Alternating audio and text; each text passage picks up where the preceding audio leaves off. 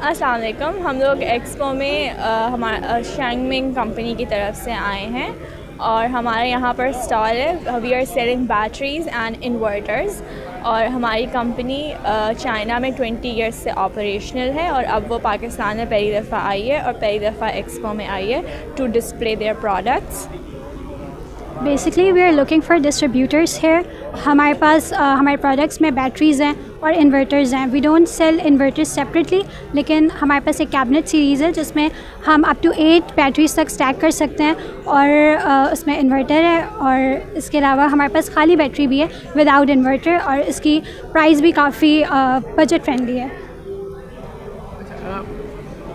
Expo में आज last day, 3 दिन में क्या रुझान रहा है आप प्रोडक्ट में? अदर दीगर यहाँ पे और भी बहुत सारी कंपनीज़ हैं बट कंपैरेटिवली हमारी प्राइस रेंज थोड़ी कम है।